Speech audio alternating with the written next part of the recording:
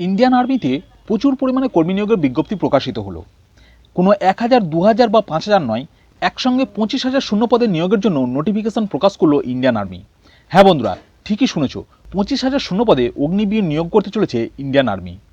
ন্যূনতম অষ্টম শ্রেণী পাস করে থাকলেই তুমি এখানে আবেদন করতে পারবে। তবে কি শুধু অষ্টম শ্রেণী? না, অষ্টম শ্রেণী থেকে শুরু করে যারা মাধ্যমিক এবং উচ্চ মাধ্যমিক পাস করে আছো তোমরা সবাই এখানে আবেদন করতে পারবে। Dear friends, welcome to my channel S M cyber. S M cyber চ্যানেলে তোমাকে স্বাগত জানাই। তো আজ আমি চলে এসেছি ইন্ডিয়ান আর্মিতে অগ্নিবীর পদে নিয়োগের অফিসিয়াল নোটিফিকেশান নিয়ে। এখানে আবেদন প্রক্রিয়া অলরেডি শুরু হয়ে গেছে 13 ফেব্রুয়ারি থেকে এবং আবেদন চলবে 1 এপ্রিল 2026 পর্যন্ত। তো এই অগ্নিপথ স্কিমের মাধ্যমে তোমরা কোন কোন পোস্টে আবেদন করতে পারবে, শিক্ষাগত যোগ্যতা কী লাগবে, বয়সসীমা কত হতে হবে, ফিজিক্যাল মেজারমেন্ট এবং ফিজিক্যাল এফিসিয়েন্সি টেস্ট সহ সিলেকশন প্রসেস, যাবতীয় তথ্য জানাতে চলেছি আজকের এই ভিডিওর মাধ্যমে। তো ভিডিওটা যথেষ্ট ইনফরমেটিভ হতে চলেছে, শেষ পর্যন্ত অবশ্যই দেখবে। আর ভিডিওর মেন পার্টে যাওয়ার আগে একটা ছোট্ট রিকোয়েস্ট, আমি এই চ্যানেলে সরকারি বেসরকারি সমস্ত রকমের চাকরির ভিডিও দিয়ে থাকি। তো সেই জন্যই বলবো চ্যানেলটাকে অবশ্যই সাবস্ক্রাইব করে রাখো, অবশ্যই তোমার কাজে আসবে। আর তোমরা যারা অলরেডি সাবস্ক্রাইব করে রেখেছো, থ্যাংক ইউ সো মাচ। তো আমরা চলে এলাম ভিডিওর মেন পার্টে। তোমরা দেখতেই পাচ্ছ, এই হচ্ছে সেই অফিসিয়াল নোটিফিকেশান যেটা ইন্ডিয়ান আর্মির পক্ষ থেকে প্রকাশ করা হয়েছে। তো এই নোটিফিকেশান থেকে গুরুত্বপূর্ণ বিষয়গুলি আমি তোমাদের সামনে আরও সহজভাবে উপস্থাপন করার চেষ্টা করছি। আর এই নোটিফিকেশান লিঙ্কটা আমি ভিডিও ডেসক্রিপশনে দিয়ে রেখেছি, তোমরা প্রয়োজন মনে করলে সেখান থেকে ডাউনলোড করেও দেখে নিতে পারবে। প্রথমে দেখো, অগ্নিবীর রিক্রুটমেন্ট 2026। প্রথমে ইম্পর্টেন্স ডেটগুলো একটু দেখে নাও। অনলাইন অ্যাপ্লিকেশন অলরেডি শুরু হয়ে গেছে 13 ফেব্রুয়ারি থেকে এবং এর লাস্ট ডেট থাকছে 1 এপ্রিল 2026, অর্থাৎ এপ্রিল মাসের 1 তারিখ পর্যন্ত তোমরা এখানে আবেদন করতে পারছো।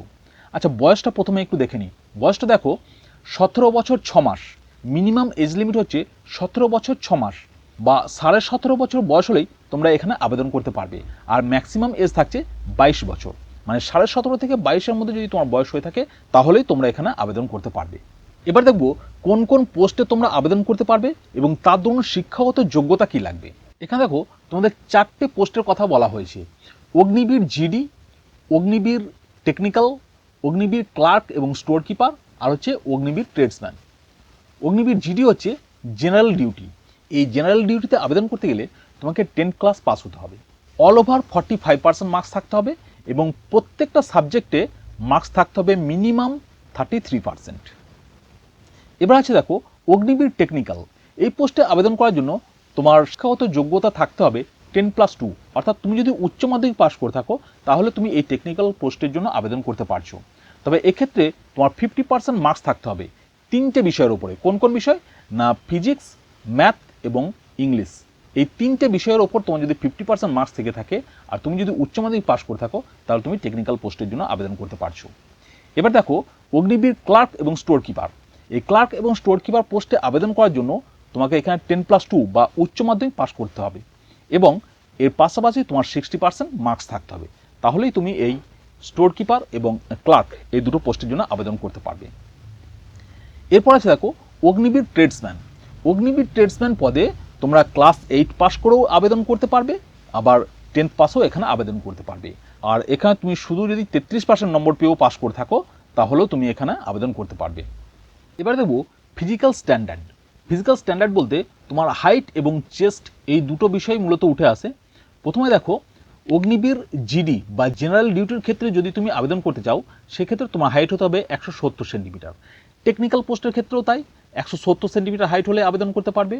এবার আছে দেখো, ক্লার্ক এবং স্টোর কিপার এই পোস্ট দুটোতে আবেদন করতে গেলে তোমার হাইট 162 সেন্টিমিটার হলেই তুমি এখানে আবেদন করতে পারবে।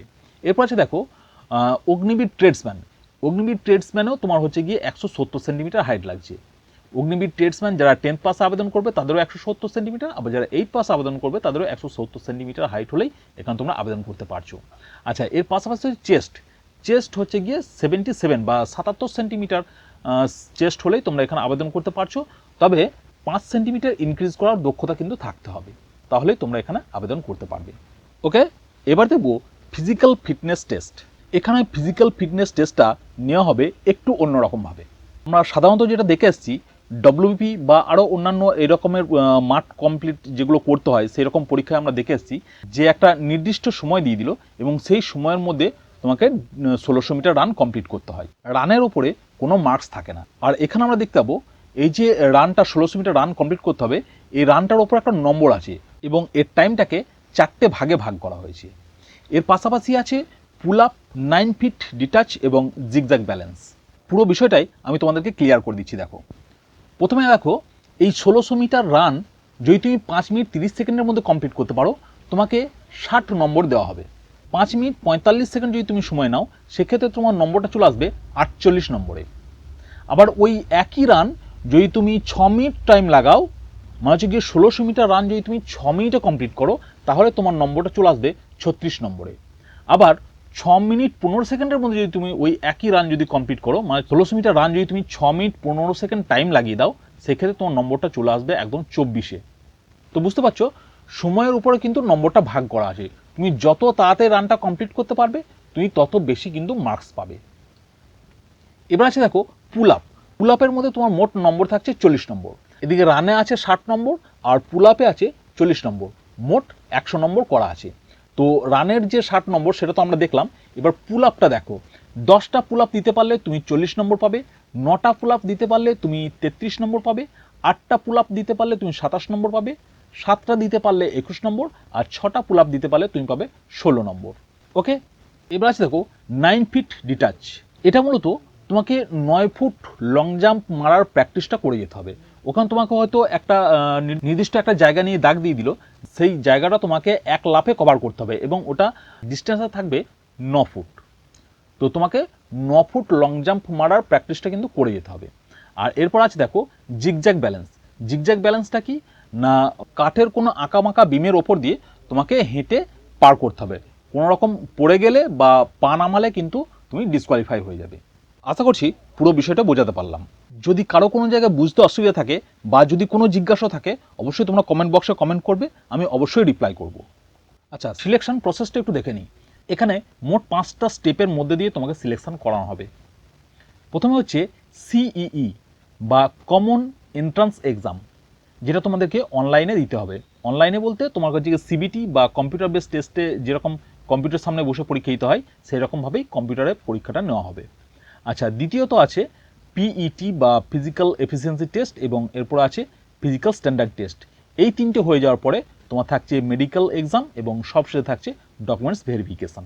এবার আমরা দেখব, যদি তোমাদের কারো এনসিসি সার্টিফিকেট থাকে অথবা যারা খেলাধুলায় খুব ভালো, ন্যাশনাল লেভেল, স্টেট লেভেল বা ডিস্ট্রিক্ট লেভেলে যারা খেলেছে এবং সার্টিফিকেট আছে, তারাও এখানে এক্সট্রা মার্কস কিন্তু পেয়ে যাবে। প্রথমে সার্টিফিকেটের বিষয়টা দেখি। এনসিসি এ সার্টিফিকেট যাদের আছে তারা 5 নম্বর এক্সট্রা পেয়ে যাবে। আচ্ছা, এনসিসি বি সার্টিফিকেট থাকলে তারা 10 নম্বর এক্সট্রা মার্কস পেয়ে যাবে। এনসিসি সি সার্টিফিকেট থাকলে তারা 15 নম্বর এক্সট্রা মার্কস পেয়ে যাবে। আর যারা জিডি পোস্টে আবেদন করতে যাচ্ছ, জিডি পোস্টে আবেদন করার জন্য যদি তোমার এনসিসি সি সার্টিফিকেট থাকে, সেক্ষেত্রে তুমি 20 নম্বর এক্সট্রা পেয়ে যাবে। ওকে, এবার আসি খেলাধুলার বিষয়ে। যদি তোমার ন্যাশনাল, ইন্টারন্যাশনাল বা স্টেট লেভেল অথবা ডিস্ট্রিক্ট লেভেলে খেলারও যদি তোমার সার্টিফিকেট থাকে, সেক্ষেত্রেও তুমি একটা এক্সট্রা মার্কস পেয়ে যাবে।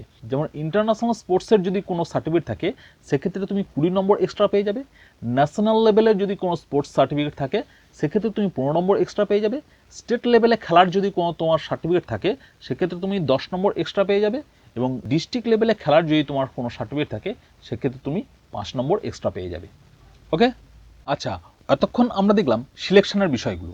এবার দেখব, তোমার যদি সিলেকশন হয়ে যায় তাহলে তুমি এখান থেকে কী বেনিফিট পাবে। এক কথায়, এখান থেকে তুমি কত মাইনে পাবে। এখানে তোমাকে 4 বছরের জন্য নিয়োগ করা হবে। প্রথম বছরে তোমার মাইনে হবে 30,000 টাকা। সেখান থেকে তোমার হাতে দেবে 21,000 টাকা এবং 9,000 টাকা সরকার তোমার কাছ থেকে কেটে রাখবে এবং সেটা দিয়ে একটা ফান্ড তৈরি করবে। তোমার কাছ থেকে কেটে রাখলো 9,000 টাকা এবং সরকার নিজের থেকে 9,000 টাকা দিয়ে তোমার নামে একটা ফান্ড তৈরি করে দেবে। দ্বিতীয় বছরে তোমার মাইনে হবে 33,000 টাকা।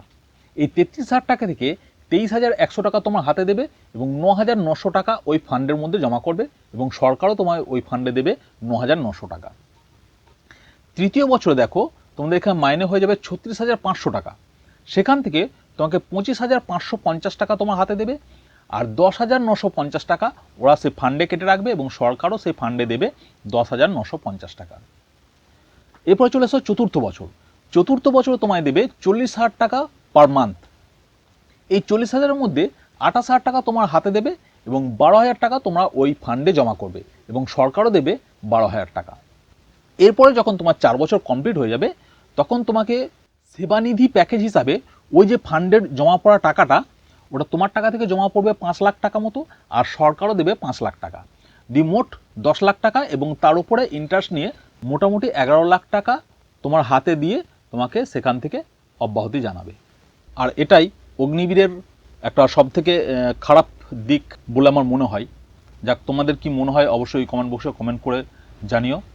তো অগ্নিবীর রিক্রুটমেন্ট 2026 আশা করছি পুরো বিষয়টাই তোমাদের কাছে ক্লিয়ার করতে পারলাম। তো যাই হোক, আজকে ভিডিও এখানে শেষ করছি, দেখা হচ্ছে নেক্সট ভিডিওতে। যাবার আগে আবারও বলবো, চাকরি সংক্রান্ত লেটেস্ট ইনফরমেশন পাওয়ার জন্য চ্যানেলটাকে অবশ্যই সাবস্ক্রাইব করে রাখবে। Thank you.